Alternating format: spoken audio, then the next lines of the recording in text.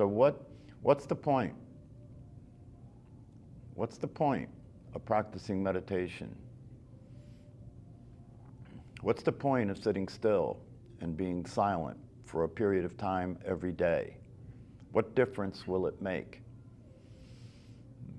This is an important question, right?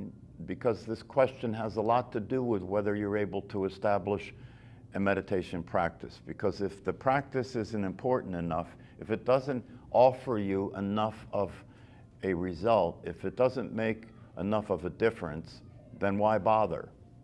You know, I mean, everything we do in our life, we do in relationship to what we get out of it, don't we? If we're going to be honest, right? Our motivations to do what we do have to do with what we're getting out of it. We go to work to make money, right? And if you're awake, you go to work to enjoy your work and make money. You know, if you're not awake, like a lot of people, you just go to work to get the money and leave. So you can use the money to spend doing what you really wanted to do instead of work. Nothing wrong with that. Nothing wrong with that. But if you're going to spend that much time in your life at work, right, it's very important to understand that your life is your life, no matter where it's happening, right? If it's happening at work, that's your life happening at work. And if the way you look at it is that, oh, this isn't really my life, this is work. After work, I'll have my life. That's not a good idea, because you spend a very large percentage of time in your life at work, right? And so if you're going to just write that off and say, oh, that's not my life, I just put up with that to make money, you're writing off a good percentage of your life. Doesn't make much sense to do that, right? Because what this practice is about is being awake. And what being awake means is understanding that what you're experiencing right now is your life, right? And your life, if you're going to look at it from a realistic perspective, your life is a temporary affair. That's what my Zen teacher calls a human life, a temporary affair. In other words, your life is not going to last very long. We don't tend to look at it that way, right? Because we want to try and, you know, look at it in terms of we're getting a lot, right? But if you look at it realistically, you know, if you live to be 100 years, that's not a lot. 100 years compared to what, right? Compared to thousands of years, millions of years, right? And those of us who are older realize that 100 years or 70 years or 80 years is not a lot of time at all. When you get to be that age and you look back, it's just like, what happened? You know, what happened? So we don't want to relate to life in a way where we take it for granted. That's a mistake, right? Because it's temporary. We don't want to miss it, right? And you will miss it if instead of experiencing what's happening called life, you're experiencing an interpretation of what's happening called thinking. Most people's lives are a thought process, right? This is why meditation is so important, so you can come out of the thought process that most people think is their life. You know, most people, if I ask you how you're doing, now watch. If I ask you how your life is going and I ask you how you're doing, you will tell me what you think, won't you? And the reason you'll tell me what you think is because your life occurs to you as a thought process, doesn't it? Yeah. You think about your life in terms of who you are and what's happening and whether it's going well or it's not going well, whether you like it or you don't like it, right? What you're putting up with in your life, what you want more of, what you want less of, right? And this whole process goes on in a thought process and an emotional experience. So what I think and how I feel is my life. That's the case for most people, right? What I think and how I feel is my life. The ancient teachings tell us that's a major mistake, because life is not a thought process. Life is an experience of being alive. Life is an experience of experiencing what you actually are, right? Which is not a thought process. What you actually are is a awareness. What you actually are is a consciousness that is awake, is alive, right? And even though that consciousness is awake and alive, if you're living your life in a thought process, the teachers tell us that's like being in a dream. You're dreaming, you're not awake, you're dreaming about your life instead of living your life. And that dream can get very bad, right? If you start to get caught up in negative thoughts, you start to get caught up in the negative emotions, right? Life can start to be something you're putting up with, you're coping with it, right? You know, right now, the human kingdom, human beings on this planet are not in good shape. Psychologically and emotionally and physically, generally speaking, human beings are not in good shape. You know, more than half of humanity suffers from hypertension, more than half. And that's the recorded diagnosis. You know, I would guess that it's probably 80, 85, 90% of human beings suffer from hypertension. What's that mean? It means your body's in a state of stress and contraction that's causing your blood vessels to be contracted, which makes it harder for your heart to pump the blood through your body, and that causes your blood pressure to go up, and that's called hypertension, and that will cause heart attacks and strokes, right? So the heart attacks and strokes are on the rise, hypertension is on the rise, anxiety is on the rise, depression is on the rise. What that means is human beings are more and more stressed out, more and more tense, more and more crazy, right? More and more crazy. I mean, just look at it, you know, 20 or 30 years ago, was there ever anything in the news about mass shootings? You know, was there anything in the news about mass shootings? You know, did that exist then, right? Now it's common. Now it's a common occurrence, right? It's a common occurrence. What explains this? Well, what explains this, if you start to examine the variables that are involved, right? What explains this is the more and more human beings are living an experience of their life as an experience that they're coping with. They're putting up with being alive. That's why the suicide rate is going up too. People are putting up with being alive. And so a lot of people feel it's just so uncomfortable, right, to experience being alive. I'd just like to end it, just check out. I don't want any more of this. This is very interesting because what people are checking out of has the potential to be very fulfilling. Life has the potential to be very fulfilling. Life has the potential to be exciting. Life has the potential to be an experience of well-being in which there's happiness, peace, contentment, successful experience of being related to other human beings. This possibility is a real possibility, right? And this possibility is not related to your personality or your conditioning. What do I mean by that? Your personality, your conditioning is what happened to you from the time you were around 2 years old until now. Around 2 years old was when you got language.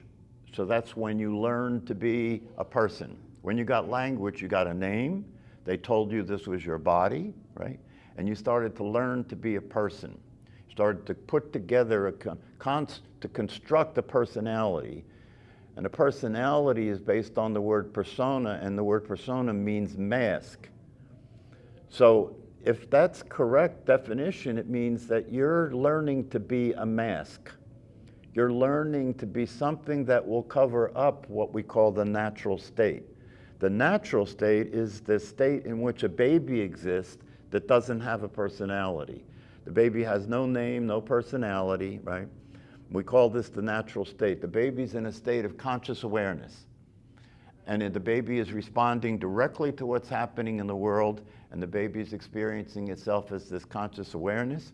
And then around 2 years old, as soon as we start to get words and language, right, we start to put together a personality which is not real. It's not real. It exists only in language, only in thinking. Your personality only exists in thinking. If I ask you who you are, the only option you have is to tell me what you think, isn't it? Have no other option to tell me what you think. And the reason that that's the case is because your identity is a thought process. Your identity is a thought process. When you wake up in the morning, your personality wakes up. When you wake up in the morning, what happens? Thinking starts to happen, and you call that me thinking, right? You call that me thinking. So you have a voice in your head that you think is you thinking, right? The first important thing that you have to wake up to and see is that that voice is not you. That voice is the voice of a personality, and that personality is a collection of memories that go back to when you were about 2 years old, right? And that personality thinks that it's real, right? You think that the name you have and the body you believe is you is real, that exists, that you actually exist as that, right?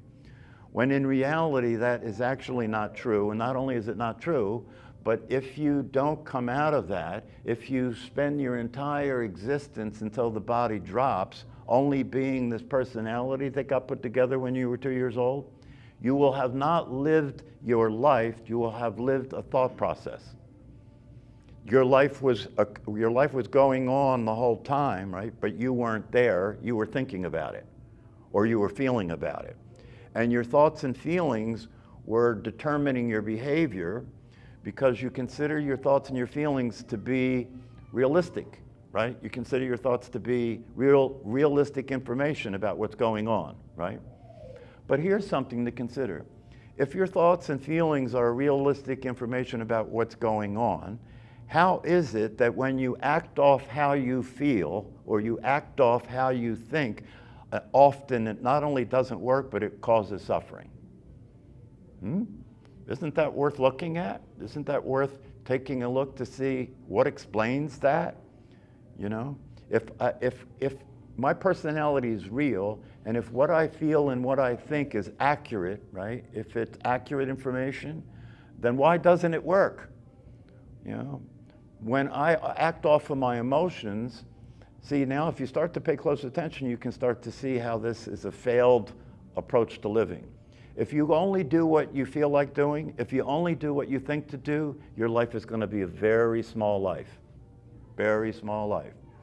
Because there are things happening that are way beyond your thinking. Your thinking is very limited. You can only think thoughts that come from your conditioning, right? And your conditioning is very limited compared to all possibilities, right? Your conditioning is very limited, right? So through the practice of meditation, by sitting still and being silent for a period of time every day, we're practicing allowing ourselves the possibility of discovering a natural experience of being alive that is not a thought process.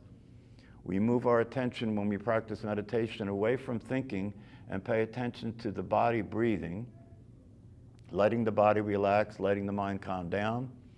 And over time, as the mind gets calmer and the body gets more relaxed, we start to be able to recognize that there is this identity that is real. It is not a thought process. There is this sense of myself that is still there when the thinking is not happening. If you were to experience total amnesia and lost your personal memory, you did not know who you are. You would have no personal history. You did not know your name anymore. You could get in front of a mirror and you would be looking at that body and not recognize that it's you. This literally and actually does happen to people. Total amnesia does happen. The thing that's interesting is when it happens and the person doesn't know who they are, they're still here and aware of the world. So what's still here if the personality is gone? If you were to have total amnesia and your personality was gone, what's still here? Right? What's still here is called the natural state. In other words, the way you are without adding a personality is the natural state. And the natural state is an experience of the truth, and the truth shall set you free. What is the truth? The truth is, I never was a personality. I took that on because that's what society does, that's what my family did, that's what human beings do, and I didn't have any choice about whether I took it on, right? I didn't have an alternative reality to choose, right? That's what I took on. And so I became like the rest of the human beings, right? I became a person and a personality. I identified myself to be something that actually doesn't exist. This is very important to allow yourself to begin to look at, that you've been busy being a ghost. In Buddhism, they call most human beings hungry ghosts. Why? First of all, because most human beings consider themselves to be a personality, which is nothing more than a thought process. Therefore, they're not real. That makes you a ghost, right? And you're hungry because when you're living in the form of a personality, you can never be satisfied. The personality can never be satisfied. The personality is experiencing something lacking, something missing. And the reason the personality is experiencing that, or the personality thinks it's experiencing that, because the personality can't experience anything, because the personality isn't real, right? But since we believe we're that which is not real, our feelings are associated with that which is not real. Right? And so if you're experiencing being the personality, there's something lacking, something missing, because there really is something lacking and something missing. And what's lacking and missing when you're being a personality is you, is lacking and missing, right? Because you're being something that only exists in thought, that doesn't actually exist, right? That can't be satisfied because it doesn't actually exist, is constantly seeking to fulfill itself in terms of wanting to experience something that it's not experiencing that we call happiness, right? Everybody. You know, the spiritual teachers, the meditation teachers, when they give talks, one of the things they typically say is most of humanity is not experiencing well-being. They're not experiencing happiness, right? And so we're pursuing that, aren't we? Everybody's chasing it, right? You're either you're chasing money because money can get you what you want, and when you get what you want, you'll be happy. That's the game that everybody's playing. It's not working, because even though everybody's playing that game, the depression and anxiety and suicidal behavior and craziness is going up fast, right? So this game that we're playing is not providing what we're trying to get out of it, which is happiness, peace, and well-being. And the ancient wisdom teachings tell us that if you practice meditation every day and you study the wisdom teachings that tell us about our true nature, tell us about the real possibility of being happy and peaceful, and you practice meditation, there's a possibility there you can realize. You can start to come out of the identification with the personality and start to realize and experience your true nature, which is tranquil, relaxed, happy, and peaceful at all times. So that when you're living life and you're dealing with the challenges of existing in relationship to a physical body and existing in relationship to 8 billion other people and existing in relationship to climate change and insane politics and all the rest of it, right? That you can still enjoy your life. Because when you wake up and experience your true nature as consciousness and awareness itself, that conscious awareness is stable. It stays the same all the time. It never changes. And so now you have an experience that you can be in of tranquility regardless of the circumstances, regardless of what's happening in the world, regardless of what's happening with the people around you. So instead of your life being at effect, an at effect life is a life that depends on circumstances. An at effect life is a life that depends on circumstances. Why? Because what's causing my well-being is out there. The right circumstances, the right situation, the right amount of money, the right relationship, the right automobile, the right house, the right clothing, right? The right job, right? All circumstances. Everybody's playing the circumstance game. That if I can get the circumstances to be right, I'll be happy, right? So my well-being depends on situations and circumstances. If you wake up and experience your true nature, your well-being does not depend on anything because your well-being is naturally there. It's that way by itself. You're not missing anything if you wake up and experience your true nature, because your true nature is a nature of being in a state of tranquility. Awareness itself, consciousness itself, you know, if you allow yourself to take a look at it, instead of having your attention always be on going in that direction, through meditation, if you allow yourself to pay attention in this direction and allow yourself to take a look at the awareness that is the most fundamental aspect of your existence. Is it not? The most fundamental aspect of your existence is awareness itself, not the personality, not what you think, because thinking can't occur unless you're here first, right? So this philosophical statement that God stated a long time ago, I think, therefore I am, was a mistake. You can't think and then exist. You have to exist first and then think, okay? So when we practice meditation, we study the teachings, we're getting it right? I exist first. I experience myself as this consciousness that is existing.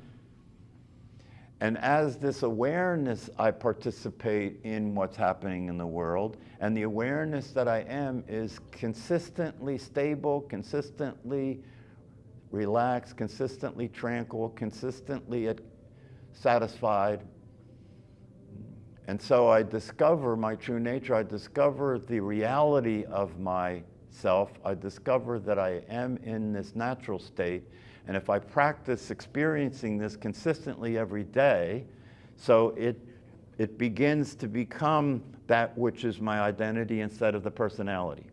I still have a personality, right? But I'm using the personality as my piece on the game board. I'm using the personality as an appearance, as a form that I'm living in to be in time and space and be in life and be in the world. But I know that I'm not that. And when I know that I'm not that, the craziness that was occurring to me when I thought I was that starts to dissolve. So instead of being a disturbed personality, I can be a tranquil and relaxed being. I can be in a state of being instead of being in a state of anxiety, a state of concern, a state of constantly seeking to be happy instead of experiencing that I am happy. Instead of going to the party to have a good time, I bring the party to the party, right? I'm not looking to get something out of life. I'm experiencing what life is naturally. Life is naturally fulfilling. Life is naturally content. Life is naturally at peace. And when you experience being at peace, you experience what they call happiness. But happiness is really nothing more than being in a state of peace, is it not? Yeah. If I were able to erase your entire personal history and you were still sitting here right now, you would have no personal history, no personal trauma, no childhood, none of that. It would be all gone, and you'd be just sitting here right now experiencing life as it's happening, right?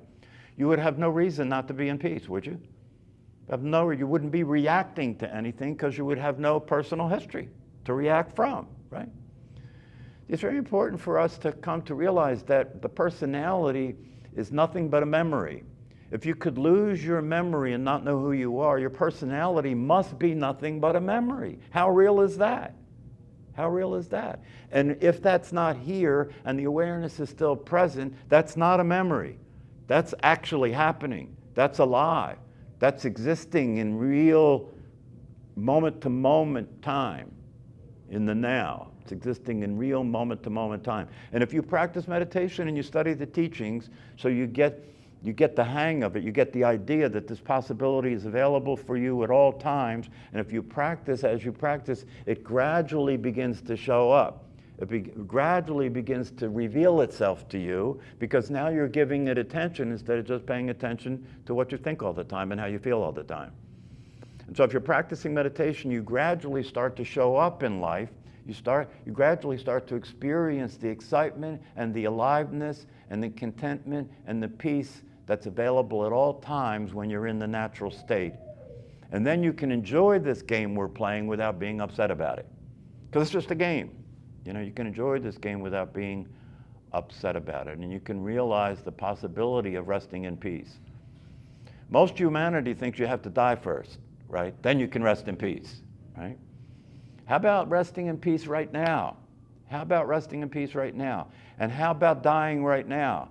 Because the only real death there is, and that's a whole subject, right?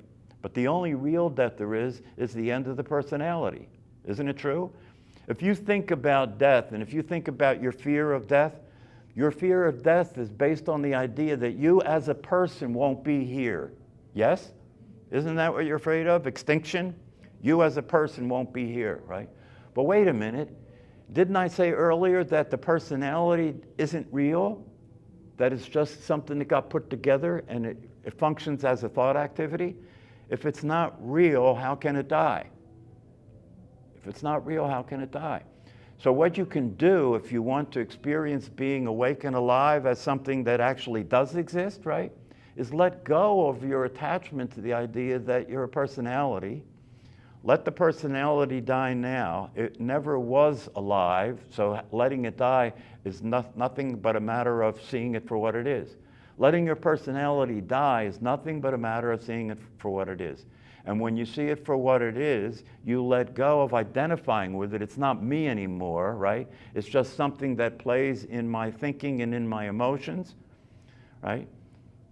But it doesn't affect my stable, all the time experience of being content, relaxed, satisfied, and at peace. That's the possibility.